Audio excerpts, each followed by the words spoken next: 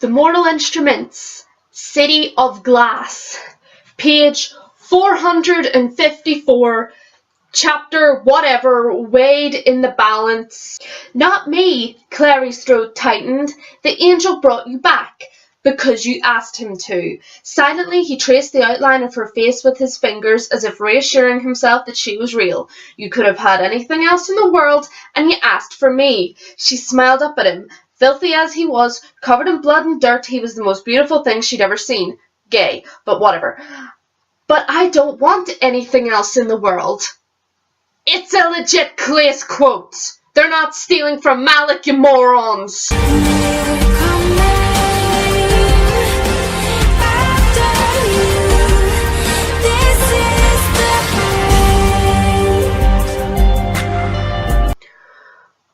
Oh. You know, I thought this first thoughts would be like, oh, the finale was epic, I loved it, which I did, but, and it was epic, but it's been drawn to my attention that people on Tumblr are saying that a certain Malec quote has been stolen by Clace, and when I first heard this, I was like, what? What quote? What are they stealing from Malec? I was actually quite annoyed myself. And then I found out what quote. And no. To put things in perspective for people who haven't read the book, the quote I just read out about Clace wanting to, where Clace was like, you could have had anything in the world. And she was like, I don't want anything in the world.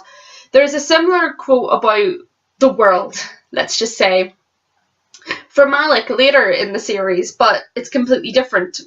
Something's going on, and I can't remember the quote directly. I'm not pulling out City Heavenly Fire. That book is a mammoth, and I'm not looking through that. And Magnus basically says to Alec, go, you can go get a new life. You can go see the world, or whatever it was. And Alec says, I don't want the world, I want you.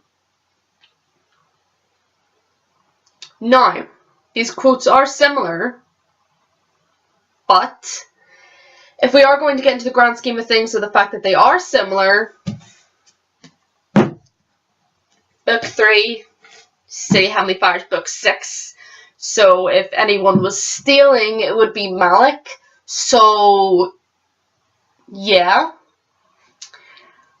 I feel like the Malec people should shut up a little now, because the deeper that they get into this whole quote stealing thing, they're going to find themselves in an awkward position where it's going to be proposed that maybe Malec stole the Clace quote, and I don't think they're going to want that. So I wanted to put that at the start of the video, just to say that Clace didn't steal a quote, which is kind of ironic because I hate Clace. I would have loved to have raged about them, but no, they didn't steal a quote. In fact, the whole world comparison thing for relationships for Clace came first. So, yeah, there's that. What a lovely way to open up a video, having to fact check something. But, yeah, that kind of annoyed me. Honestly, it really bothers me when people look for things to get annoyed about, especially when it comes to Malec. People have a habit when it comes to, like, Malec or Magnus or anyone who's, like, a minority on the show. They look for things to get offended about and look for things to, like, get annoyed and riled up and to rant about, and it gets a bit exhausting because, for one thing, why waste your energy doing that? Why not just enjoy the show, you know? Like, the only reason I could think of someone looking for reasons to get annoyed is if they were one of the book stands and who watch the show to get annoyed. But even though I know people out there exist, I find it kind of hilarious that they waste their time doing that. But I don't understand this constant need to get offended and annoyed and angry about something. And I bet you any money it's the book stands who are saying that they stole the Malec quote. The book stands who, by the logic of book stands, should know that Clary and Jace said the world thing first in the third book. But they don't care about Clary and Jace, because Clary and Jace are the main heterosexual majority couple, so they don't care if they get a quote stolen from them. I bet you if someone pointed out that Clary and Jace said the word thing first, and that if you're going to go by the logic of stealing quotes that Malec stole from them, they would say, oh, it doesn't matter for Malec, it's a completely different situation for Malec. Malec are different because Malec are the LGBT couple and they can do no wrong. And that's just me like spitballing like what I think would happen. It doesn't necessarily mean it will, but honestly, I was finished watching this episode and I thought, oh my god, that was so good. They incorporated parts of City of Glass into the City of Glass's finale into the episode so well. It was almost flawless. I really thought it was a good episode. Then I go on the Discord and someone points out that they're annoyed about a quote. And as usual, they're fucking wrong. Every time the book stands complain about something, they're fucking wrong. You'd think that by the term book stan, they would know the books inside out. And me, someone who's read the books once each, people, who's read the book once, knew that Clace said the fucking quote first and not Malec.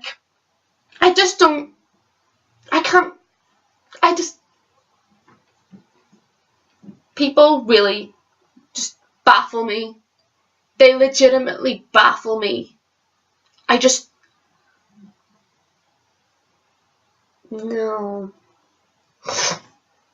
Go do something useful. Like, if you're complaining about things that aren't even right, go do something useful. Write a book, go on a walk, learn a new talent. Stop wasting your time watching Shadowhunters if you just want to complain about it, because honestly, no one wants you here if you're going to complain about shit. And at least if you are watching the show to enjoy it and are going to make a genuine complaint, fact-check it. Fact-check. Because then you look like a fucking moron if you don't. And... oh... No, I'm not talking about this anymore. Let's just put that aside. No, you're wrong. It was in City of Glass. I've told you the page. You can go check it yourself. It's not stealing. I don't have notes this time. I'm just going to throw out ideas and things that I really enjoyed in this episode because there was a lot going on and a lot of it is going to need to sort of, need deeper analysis. So really this episode is going to be like really random, but I really liked this as a finale. I really liked it. And the reason that I really liked it, not just really, was because it incorporated parts of City of Glass into it. The shit book. If you've watched me and Neve's podcast, you'll know that this book is complete and utter trash. But they incorporated parts of this finale from the finale in the books into the finale of the show.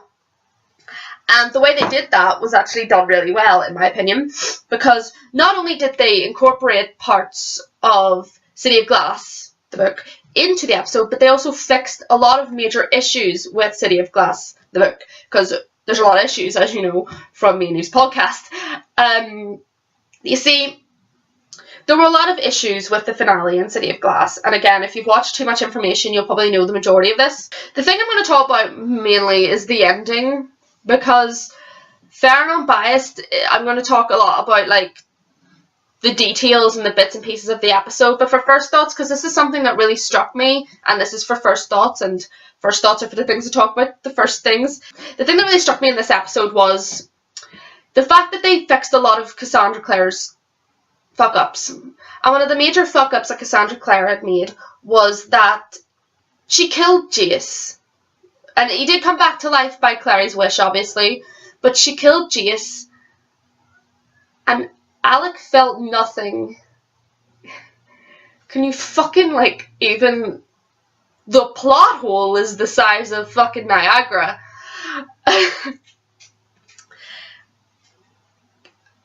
Alec feels nothing in this book, and it isn't mentioned until City of Lost Souls, 2 books later, that he may have felt something. Clary asks him something, like, I don't know, do you feel anything when Jace died? And he was like, yeah, I felt something. Like, what? You felt something? Are you not gonna... And I get it, it was in Clary's point of view when Jace died in the book, and there's a lot more you can show on the TV show than you can show in a book. Like, you can switch between, people and, show different events happening at the same time, but there was no mention, even, for 2 books. And the point of the Parvati bond was that if one of them died, the pain was supposed to be excruciating. There was no way that you could just sort of, brush it off or not notice. like, you notice it's there, you're losing a part of your soul.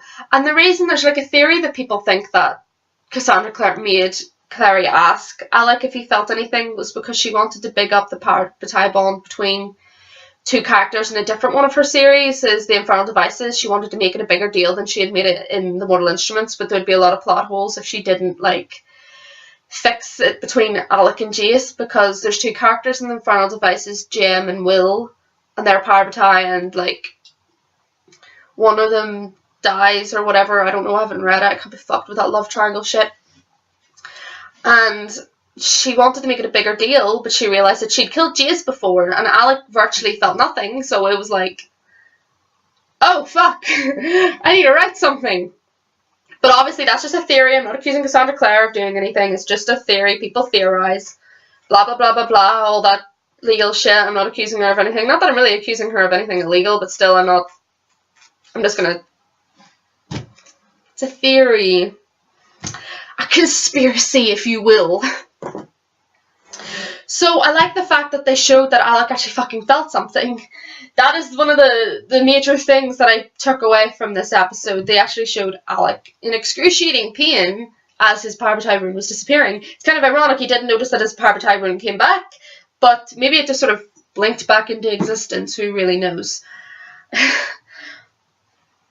But it works a lot better to show that Alec actually felt something because, you know, they're sharing souls.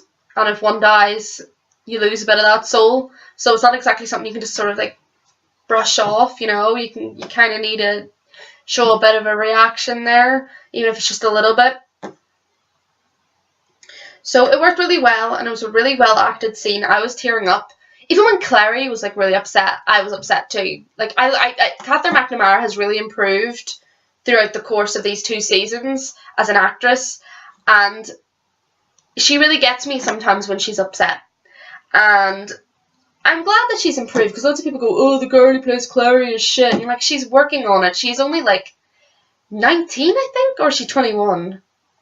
I think she might be 21. She's very young still, and she's working her way like through. Like, she's improving. That's what you do. You improve. In season 1, everyone was very kind of on rocky ground. They weren't sure where they were like standing and stuff like that. So Catherine McNamara's definitely improved in her acting. She got me when Jace died. She was really upset, and I got upset, and then Alec was in pain, and I was upset, and Jace died, and I was upset, even though I hate Jace, but I was still upset. That shows you the power of this episode. I don't like Jace, and I'm still upset when he died. Maybe it was because of the pain it caused Alec and Isabel, who knows. Something else I want to discuss, it was something that it didn't really occur to me until they were making up at the end of the episode, but the Malec conflict has been replaced, because a lot of the plot points from the series was from City of Glass. And one of the themes in City of Glass was that Malec were fighting. And I didn't realise that they replaced the conflict for what Malec were fighting about to something different. And they replaced the conflict to something better, let's just say. Because in the book, Magnus was basically upset with Alec. This is me like shortening it for the runtime of this episode. Magnus was annoyed at Alec because he hadn't come out to his family yet, and they had to hide their relationship. So basically, anytime that Magnus missed a call, ignored Alec, treated Alec badly, was because he wanted him to come out. So, if you want to take the kiss that happens in this book, where Alec comes out of the closet, it is basically, probably, most likely, most definitely, because Magnus had been pressuring him to do so. He didn't do it out of his own free will. He didn't do it because he felt ready. He did it because Magnus was pressuring him by ignoring him and making him feel like the relationship was threatened by the fact that he hadn't come out in his homophobic society to his homophobic parents. You can see why they replaced this in the show. For one thing, it wouldn't have worked anyway, because Alec came out to his family at the end of season 1 anyway. But I'm glad that they replaced this conflict with something a lot more reasonable and a lot more interesting than you're trying to hide me from your parents, you need to come out of the closet or we're going to break up kind of thing. And it worked a lot better, and I've talked about how I liked the Malec conflict for this series. It wasn't black and white. There was no way to place blame. And even as Magnus was trying to stick by the Seelie Queen, he was starting to have doubts. Like when Luke and Simon came to him about Maya, he was trying to like sort of be like, oh, well, maybe she's just off hunting Valentine. Maybe she hasn't, the Seelie Queen hasn't kidnapped her. And they were all like, really? You're really doing this? And it was kind of sad because obviously Magnus was seeing the alliance that he made falling apart, and like he dumped his boyfriend for this. He put a lot on the line for the Seelie Queen to her alliance, and it was I felt bad because he was like sort of like grasping at straws and kind of like, but maybe she's just away somewhere. Maybe the Seelie Queen didn't, kidnap her. And it's sad because, as I say, he put a lot on the line for this alliance, and the Seelie Queen just kind of threw it away as if, like, fuck it, like, I don't care. Because the Seelie Queen doesn't care. You can see that when they confronted her about, like, her allegiance with Valentine, she was just like, and? She's like, yeah, that's what I do. And to be fair, they know that's what she does, so I wouldn't be surprised if, like, she was just kind of like, that this is what I do. This is me, Seelie Queening. I'm the Smealy, as we said, the snake Seelie. She's a little snake. And I really enjoyed Sarah Hyland again. I really hope they bring her back for more when the Seelie Queen makes her return, because obviously she does make her return because Simon's with her. I really, really hope that they bring Sarah Hyland back, because I really like her as the Seelie Queen. And I do like the little girl, but I prefer Sarah. And I hope that they bring Sarah back more, especially now as her interest in Simon is growing. And there will be things with Sebastian as well. And it's all just kind of, you need her to be older, let's just say. So I really hope they bring Sarah back. I really liked her in this episode. And I really liked her last episode. And it really annoys me that people complained about her in the first place. But I think she proved those complainers wrong. I think that she proved them wrong. She did a really good job, and I think she's a really awesome Seelie Queen. Obviously, there's the thing that happened at the end, and I will probably talk about that in Fair and Unbiased more. I know who that is. I know who that is with Sebastian. I'm not going to say. Well, we know it's her mother. It's his mother, but there's more to it. There's more to it. And,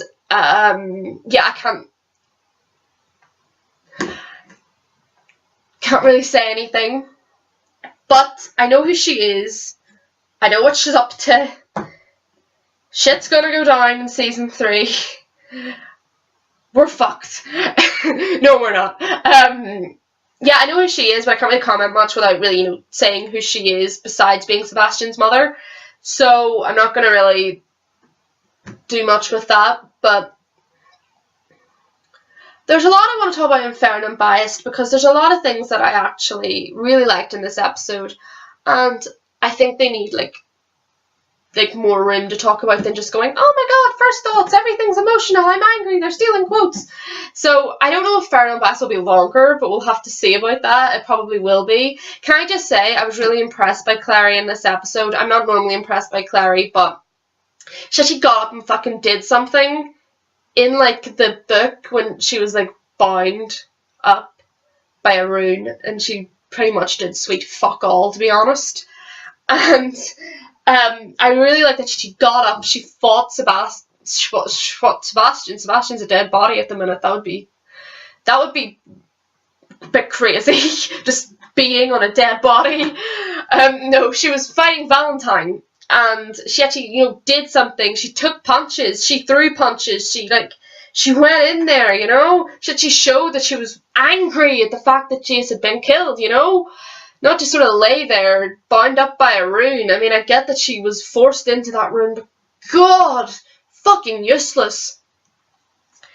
And she made her wish, and Jace was brought back. I'm going to give her the benefit of the doubt that the fact that she didn't wish for her mother to come back was probably because they went through that ceremony, the grieving ceremony or whatever it was called, and it looked like her ma's soul kind of disappeared, like away off into like the sunset or whatever. So I'm going to just give them the benefit of the doubt of the fact that it probably wasn't possible for her to wish for her mother to come back. So Jace was the only other feasible option, I mean, you could wish for like world peace and world hunger. No, I'm not gonna, like, you know, 'cause she didn't wish for world peace. How dare she? No, she wished for Jace. Who cares, really? I mean, I was annoyed with it in the book, mainly because she was fucking useless throughout the entire thing. And no, I can't say that because they might do it later. If you watch my podcast, you know what I'm talking about. But yeah, I want to talk about the majority of stuff in Fair and Unbiased, like Malec, the demons, Simon and Maya, Luke, Jason, Clary, Valentine, Sebastian. Fuck, Fair and Unbiased is going to be long. But I really liked this episode. I thought it was a really great finale. I can't believe that it's over. We have to wait until probably January 2018. Oh, we're waiting again.